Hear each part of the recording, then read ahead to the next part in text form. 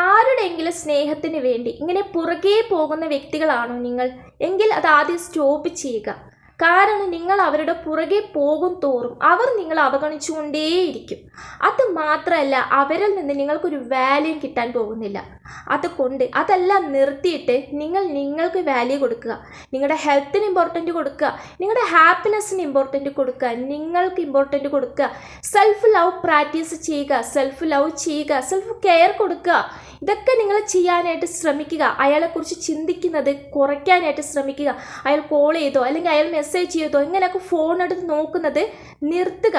എന്നിട്ട് നിങ്ങൾക്ക് മാത്രം ഇമ്പോർട്ടൻ്റ് കൊടുക്കുക. നിങ്ങളുടെ ജോലിയിൽ ഫോക്കസ് ചെയ്യുക, നിങ്ങളുടെ ലക്ഷ്യങ്ങളിൽ ഫോക്കസ് ചെയ്യുക, നിങ്ങളുടെ ഹാപ്പിനെസ്സിന് മാത്രം, നിങ്ങളുടെ ഹെൽത്തിന്, നിങ്ങളുടെ കാര്യങ്ങൾക്ക് നിങ്ങൾ ഇമ്പോർട്ടൻ്റ് കൊടുക്കുക.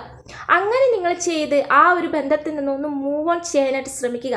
അങ്ങനെ നിങ്ങൾ ചെയ്ത് കഴിഞ്ഞാൽ തീർച്ചയായിട്ടും ഇത് നല്ലൊരു റിലേഷൻഷിപ്പ് ആണെങ്കിൽ ആ വ്യക്തി നിങ്ങളുടെ പുറകെ വരുന്നത് നിങ്ങൾക്ക് തന്നെ കാണാം. സോ ഹാപ്പി ലൈഫ്, ഹാപ്പി ആയിട്ടിരിക്കുക, സേഫ് ആയിട്ടിരിക്കുക, ആൻഡ് ടേക്ക് കെയർ. ബൈ.